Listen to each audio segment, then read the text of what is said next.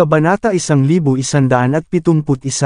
Alam ni George kung ano ang ibig sabihin ng isang live-in na manugang. Ang isang malamig na pagtawa ay lumabas sa kanya. Talagang nakatingin ka sa akin kapag ikaw ay isang pinananatiling tao lamang. Sinabi ko na sa iyo. Kung hindi mo mapapatunayan ang iyong halaga, pagkatapos ito ay ituturing na isang diplomatikong pagtatalo. Natatakot ako sa iyo at sa iyong asawa na sumama sa akin sa embahada. Si Harvey ay tumawa ng malamig. At paano kung ayaw ko? Pagkatapos ay iuulat ko ang insidente na ito sa imperyo ng parlamento. I think gusto nilang magtanong sa iyong pamahalaan para sa isang pahayag. Si George ay nagbalik ng walang balat, isang nagbabantang pagpapahayag sa kanyang mukha. Sa nakaraan, ito ay hindi ko nais para sa kanya na gawin ang isang bagay na ito dito. Pinabalaan mo ako, at ang aking bansa. Si Harvey ay nahuhulog. Kaya kung nagbabanta ako sa bansa H. Ito ay isang bansa lamang na puno ng mga unggoy pa rin. Si George ay hindi nakapagpapalawak. Ang mga tao ay nagpapakita ng lahat ng ipinagbabawal na mga pagpapahayag pagkatapos madikit sa mga salitang iyon. Kahit na ang mga mula sa gobyerno ng Buckwood ay pareho. Bagaman maraming tao ang nabigo sa mga dayuhan, gaano karami sa kanila ang maaaring tanggapin ang pagturo habang tinatawag na unggoy. Si Harvey ay sinipsip ang isang malalim na hininga, ang kanyang mukha ay malamig. Siya ay gumuho ng walang kamalayan kay George at sumagot, mabuti pagkatapos, sa punto lamang ito. Kung gusto mo ng taya, makukuha mo ito. Ngunit nadadaig ka ba sa itaas ng mga pusta? Kung hindi ako makakakuha ng 625 milyon, mamamatay ako. Gayunpaman, kung maaari, ikaw ang magiging mamatay. Boom! Ang bawat tao'y lubos na nagulat sa pamamagitan ng mga salita ni Harvey. Walang naisip na si Harvey ay magiging malupit dito. Naglalaro siya sa kanyang buhay. Matapos makinig sa kay Harvey, si George ay nagalit din. Ipinapalagay ni George na tiyak na ibibigay ni Harvey, ngunit hindi niya inaasahan para kay Harvey na tumaya sa kanyang buhay. Ang mga mata ni George ay mabilis na bumangon, ang kanyang tingin ay puno ng pag-aatubili.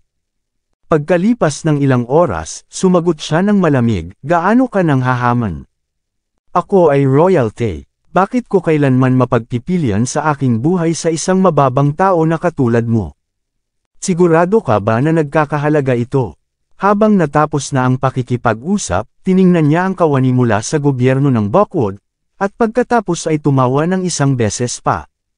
Sa lahat, ito ba ay kung paano nyo tinatrato ang iyong mga bisita sa bansa H?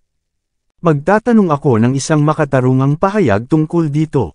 Ano, natatakot ka bang kumuha ng taya? Si Harvey ay gumuho sa kay George, na puno ng paghamak. Sigurado ka ba sa mga taga-Empire of the Sons that never set na natatakot ng kamatayan?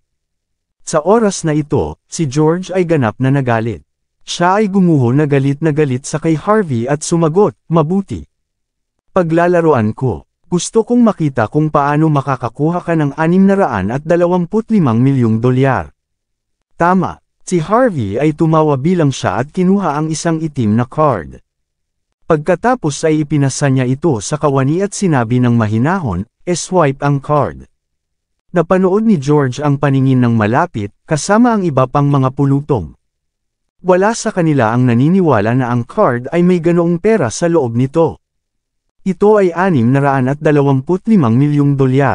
Maraming bilyong dolyar na korporasyon ay hindi maaaring makagawa ng dami ng pera. Gusto nilang mag-isip ng mga paraan upang makakuha ng gayong halaga, at maaaring kailangan pa ring humiling ng mga pautang mula sa mga bangko. Paano ang card na nauukol sa kay Harvey, isang buhay na asero-in-law, ay naglalaman ng $625 milyong.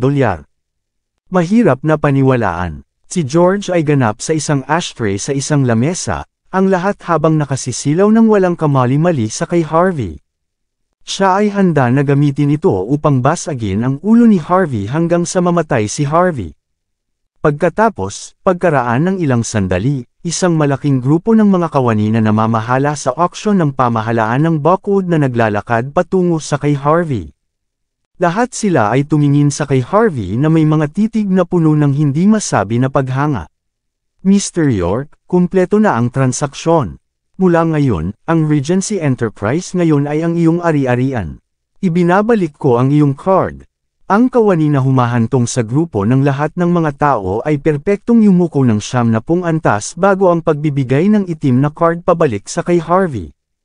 Ang pagsinghap mula sa karamihan ng tao ay nag-echo sa buong silid mismo sa sandaling ito.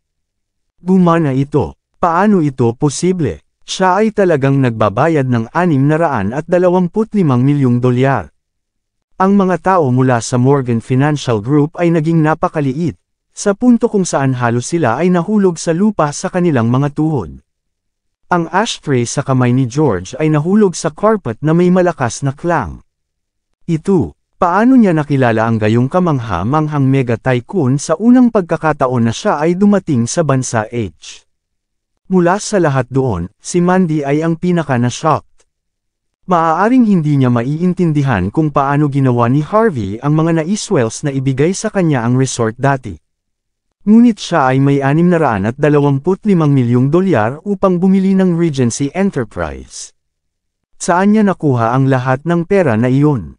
Ang bulsa ng pera na binigay ni Mandy ay hindi maaaring maipon sa halagang iyon. Bago bumalik si Mandy sa kanyang mga pandama mula sa kanyang pagkabigla, isang manggagawa ng Buckwood government na nagsabi ng may paggalang, Mr. York, mangyaring sundan kami sa backstage upang pumunta sa pamamagitan ng mga formalidad. Malinaw, nais ng manggagawa na kunin si Harvey at hindi na nais na ipagtatanggol ang taya sa pagitan ni Harvey at ni George. Si Harvey ay tumingin sa manggagawa ng mahinahon at sumagot, nakalimutan kong sabihin sa iyo. Ang Regency Enterprise ay isang regalo para sa aking asawa. Hayaan lamang sa kanya na pumunta sa pamamagitan ng mga pamamaraan sa halip. Ano, para sa kanyang asawa? Ang kanyang asawa ay dapat na mapalakas. Ang isang kumpanya ay nagkakahalaga ng $625 milyong bilang isang regalo. Ang bawat tao'y nanunuya. Naging mas nasindak si Mandy. Hindi niya alam kung ano ang sasabihin sa sandaling ito. Nang sinabi ni Harvey na tutulungan niya siyang bumuo ng isang imperyo sa negosyo dati, naisip niya na siya ay nanunuya lamang ngunit ang taong ito ay talagang nag-iingat ng kanyang salita. Darling, let's go, si Mandy ay tahimik na sinabi. Siya ay may maraming mga katanungan upang magtanong. Walang pagmamadali. Sumagot si Harvey. Pagkatapos ay bumalik siya upang tingnan si George at sinabi ng mahinahon, natatandaan mo pa ba ang ating taya? Ang mukha ni George ay nawala ang lahat ng kulay. Ang mga tao sa paligid ay ang lahat ng pagbibigay ng malabong ngiti. Ang ilan sa kanila ay nanunumbalak sa kay Harvey. Hindi sila naniniwala na ang taong ito ay talagang magtatapos kay George. Ang lahat ay nag-iisip na si Harvey ay magsasalita lamang tungkol sa bagay na gaanong. Pagkatapos ng lahat, ang kawani ng pamahalaan ng Buckwood ay nagbigay sa kanya ng pahiwatig. Hindi nila inaasahan na si Harvey ay sasabihin lamang ang mga bagay na ito ng malakas. Gagawin mo ba ito sa iyong sarili? O kailangan mo ba ang aking tulong? Kinuha ni Harvey ang kanyang telepono, puno ng kaguluhan, at nagsimulang mag-record ng isang video.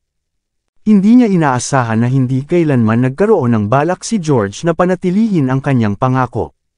Si George ay yumangal, mga taga-country age na unggoy, gusto mo akong patayin ang aking sarili, patuloy na mangangarap. Talunin mo ako sa kamatayan kung mayroon kang lakas upang gawin ito. Ngunit ikaw ba ay maglakas loob?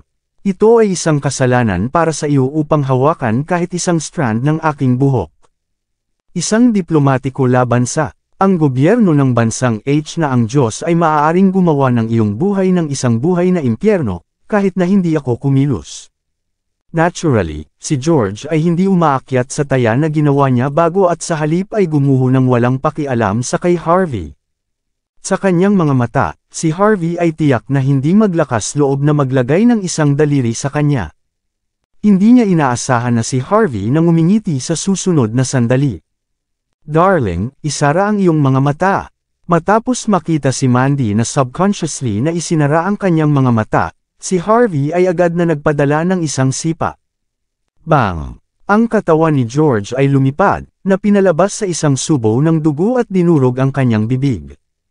Ang paningin ay sinaktan ang karamihan ng tao. Walang inaasahan kay Harvey na aktwal na kumilos, pabayaan mag-isa ang isang bagay sa lawak na ito. Paano mo ako sinaktan? Magkakaroon ng mga kahihinatnan para dito, ginagarantiyahan ko ito. Si George ay umuungal sa kay Harvey habang siya ay natitised upang tumayo. Ipinapangako ko sa iyo, ang iyong pamilya ay walang pagkakataon na mabuhay. Iyan ba yan? Si Harvey ay lumakad patungo sa kay George at tinapakan ang kanang kamay ni George. Nagkaroon ng isang malakas na crack, at ang pulso ni George ay agad na nasira. Ang mga hiyaw ng sakit ay umalangaw-ngaw. Ang kawani ng pamahalaan ng Buckwood ay ganap na natatakot. Di nagtagal pagkatapos, ang isang tao ay mabilis na tumayo sa harap ni Harvey, ang kanyang pagpapahayag ay kakilakilabot. Mr. York, mangyaring, ingatan ang kanyang buhay. Kung hindi, hindi namin magagawang panatilihin ang aming mga trabaho.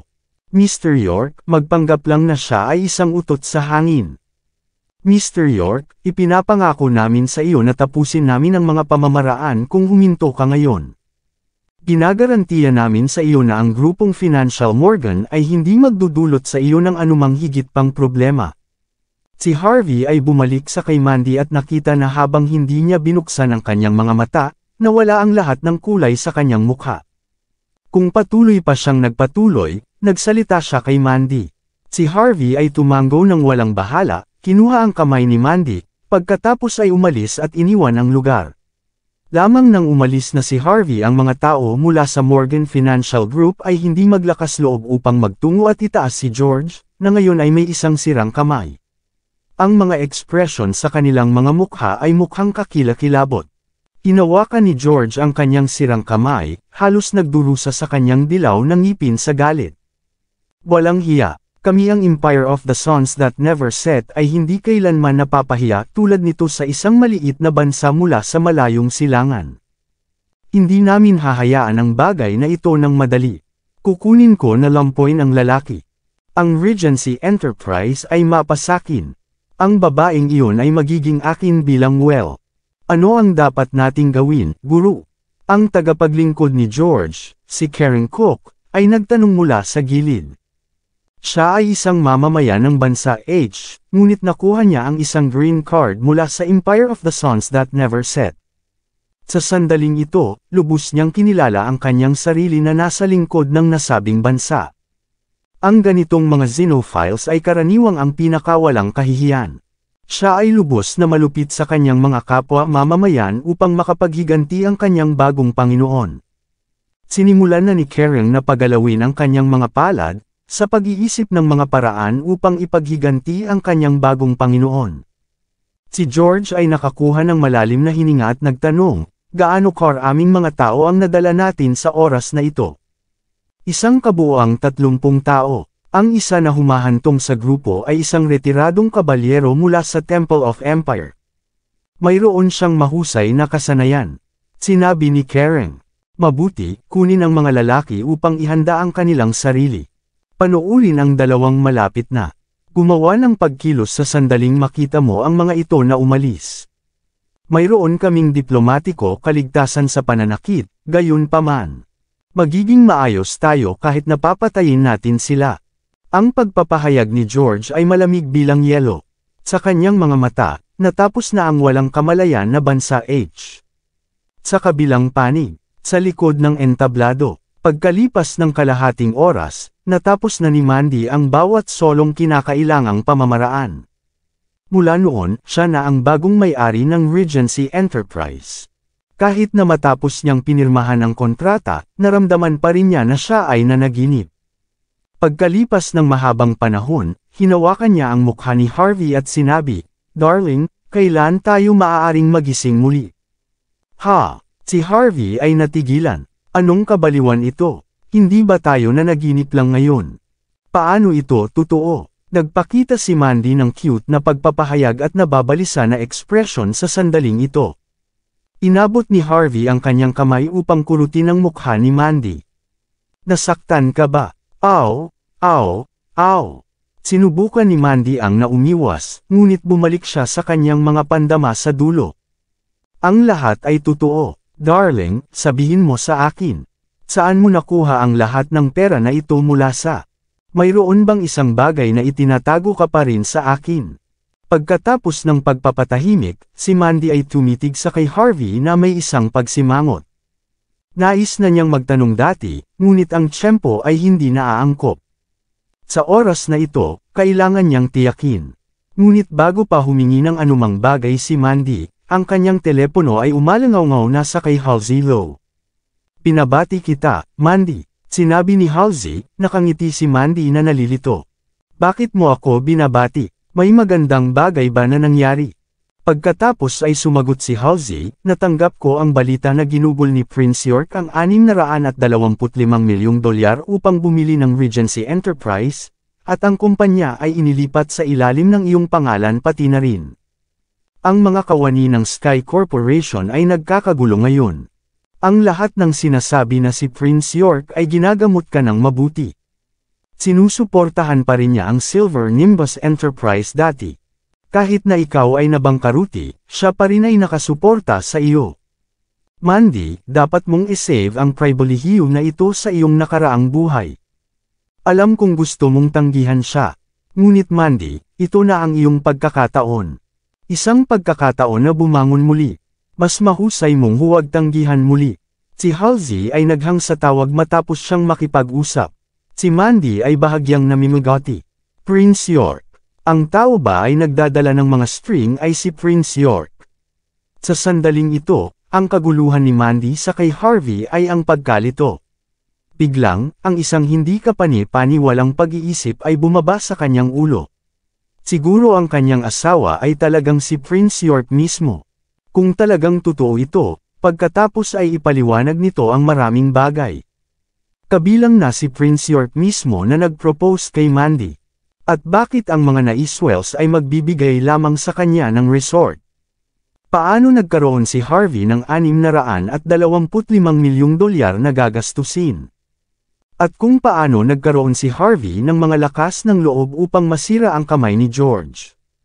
Kasama ang maraming mga bagay dati, silang lahat ay may wastong paliwanag. Ngunit ang problema ay kung si Harvey ay talagang si Prinsipe York mismo, bakit hindi niya sinasabi kay Mandy?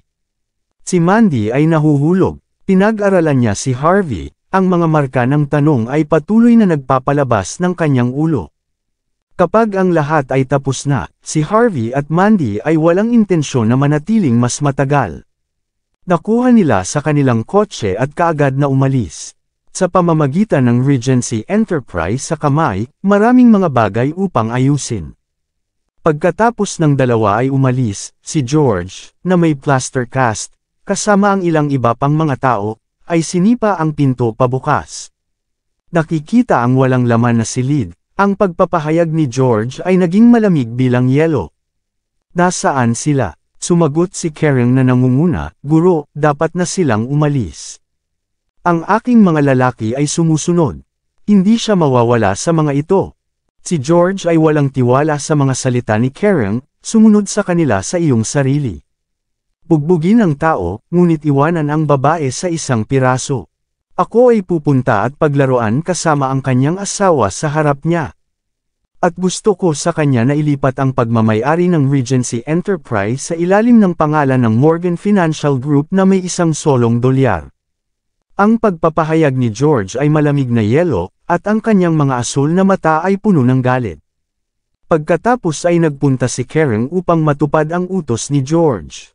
Ipinahayag ng mga utos ni George ang kanilang kagalakan. Master, dapat na ito ay tulad ng mula sa simula pa. Kailan nakipagkumpetensya ang pangunahing grupo ng Morgan Financial Group laban sa ibang tao? Tama, dapat lamang nating gawin silang magbenta ng Regency Enterprise sa atin. Kailangan nilang ibenta ito sa atin, kahit na ano. Sumagot si George ng malamig, ito ang bansa H, pagkatapos ng lahat. Maaari tayong magkaroon ng diplomatikong kaligtasan sa pananakit, ngunit may mga bagay pa na hindi natin magagawa sa publiko. Naisip ko na ang grupo ng Financial Morgan ay kailangang sundin ang mga patakaran ng isang beses. Sino ang nakakaalam na ang uri ni Harvey ay sapat upang magbigay ng pagkakataon sa atin? Pagkatapos nito, ang mga unggoy sa bansa H ay mauunawaan na maaari lamang silang lumuhod sa harap ng marangal na Empire of the Suns that never set. Huwag isipin na maaari ka lamang humakbang sa imperyo dahil lamang sa iyong panalo laban sa amin sa larangan ng digmaan ng isang beses. Bangkos ng mga unggoy at groundhogs. Si George ay hindi na makapagpigil. Sa sandaling iyon, ang isa sa telepono niya ay umalangaw-ngaw. Natanggap niya ang tawag ni Karen at ngumiti.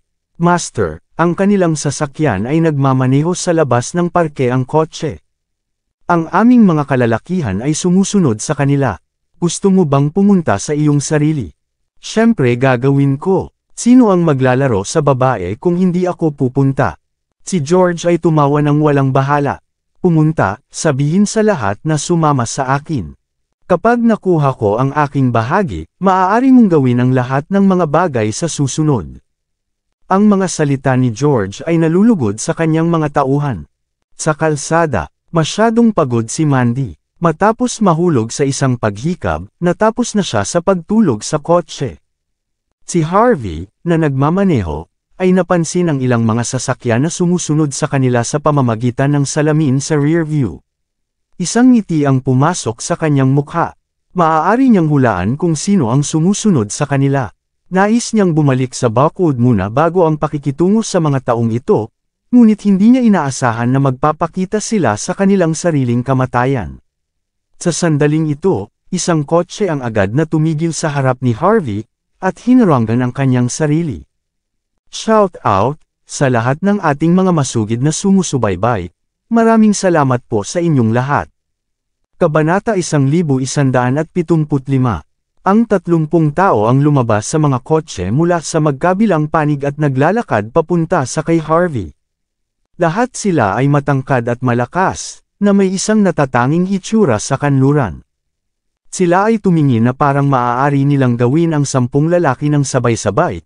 Ang mga ito ay napakahusay at nakaporma ang kanilang landas. Nagtataglay sila ng mga electric buttons na ginawa para sa pulisya, at ang kanilang mga ekspresyon ay malamig bilang yelo. Matapos ang pagparada ng maayos at paglock ng kanyang kotse, si Harvey ay nakuha at pinag-aralan ng mga lalaki ng mahinahon. Lumitaw si Karen Cook mula sa karamihan ng tao. Sinipat niya si Harvey pataas sa isang malamig na pagtawa. Kid, mayroon kang lakas ng loob. Maglakas loob ka upang lumabas ng kotse kahit na nakita mo kami. Si Harvey ay sumagot ng mahinahon, lumabas ka rito ngayon habang nasa mabuting kalagayan pa rin ako. Kung magambala mo ang pahinga ng aking asawa, babaliin ko ang lahat ng iyong mga paa at kamay. Hahaha, si Karen at ang kanyang mga kalalakihan ay sumabog sa pagtawa. Tapos na ang pagkikipag-usap ng bagay na walang kaparerikan dito. Pumunta at bugbugin ang lalaking ito ng sama-sama. Sa malamig na tawa ni Karen, maraming mga mandirigma ang nagmadali sa pagsugod sa isang pangalawang bahagi. Bang! Ngunit agad na iniunat ni Harvey ang kanyang kanang kamay at hinawakan ang leeg ng manlalaban na nangunguna sa pagsingil. Pagkatapos ay pinalampas niya ang manlalaban papunta sa lupa. Ang isang pag-agos ng dugo ay nagdulot sa bibig ng manlalaban.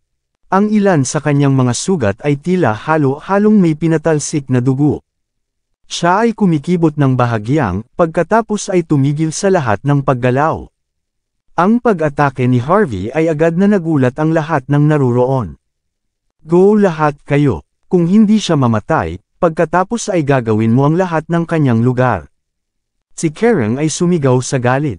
Si Harvey ay sumalubong sa pasulong at ipinadala ang dalawang mandirigma sa tabi niya na lumilipad sa kanyang mga sipa, pagkatapos ay agad na nalaglag ang isa pa sa ibabang katawan ni Karen. Si Karen sa parehong lugar siya ay natigilan. Ang 30 tinatawag na mga mandirigma ay nawali sa pamamagitan ni Harvey sa loob ng ilang segundo sa ilalim ng 1 minuto, ang lahat ay inilagay na paralisado sa lupa. Ang mga mandirigma ay mga lumpo na. Si Karen ay napasinghap sa nakikita. Masyadong malakas. Ang taong ito ay masyadong malakas na siya ay tulad ng isang Diyos ng digmaan sa larangan ng digmaan. Marami sa mga mandirigma ang nasa larangan ng digmaan dati, kaya lahat sila ay nagretiro na mga sundalo. Ngunit kahit na pinagsama-sama ang mga mandirigma na ito ay hindi maaaring tumagal ng kalahating minuto laban sa taong ito. Nagbigay si Harvey ng isang tawag sa telepono pagkatapos. Sa lalong madaling panahon, maraming mga mahusay na sinanay na mga bodyguard ni Tyson Woods ay nakuhang dumating. Pasensya na, CEO York. Huli na kami. Ang mga bodyguard ay lubos na nagulat sa nakikita sa mga mandirigma na nakahiga pa rin sa lupa. Kahit na alam nila na ang master ng kanilang amo ay kamangha-manghang, hindi nila inaasahan na siya ay napakahusay. Si Harvey ay nagsabi, mainam. Ang ilan sa inyo ay maaaring mag-escort ng aking asawa sa Regency Enterprise para sa ngayon. Kukunin ko ang nagpapamahala nito. Si Harvey ay nagsalita ng madali, ngunit ang mga bodyguard ay nagkaroon ng malamig na pawis na dumadaloy sa kanilang mga likod kapag narinig nila ang kanyang mga salita. Tapos na. Ang taong gumawa nito kay Prince ay tapos na. Sa lalong madaling panahon, ang mga bodyguard ay pinrotektahan si Mandy. Si Mandy ay natutulog pa rin sa kotse. Wala siyang ideya kung ano ang nangyayari sa labas. Naghintay si Harvey sa parehong lugar, isang malamig na pagpapahayag sa kanyang mukha. Kasabay nito, nakuha ni George sa kanyang Rolls-Royce at lumabas na nagmamadali. Sa pag-iisip tungkol sa pagkuha ng higit pa sa Regency Enterprise at kay Mandy na kagandahan, hindi niya makontrol ang kanyang kaguluhan. Magmadali ka, hindi ako makapaghintay. Sa oras na ito, magkakaroon ako ng magandang lasa ng isang silangang babae. Si George ay naghugas ng kanyang mga palad, handa na kumilos. Nagmamadali siya sa driver habang tumawag siya. Gayunpaman, walang sinuman sa kabilang panig ng telepono. Dapat silang nakikitungo sa kay Harvey. Si Karen na iyon ay tunay na isang matapat na aso. Si George ay nagagalak na tumawa. Maraming salamat sa lahat ng sumusubaybay. Please subscribe and follow my YouTube and Facebook channel, Filipino Novel. Maraming salamat po.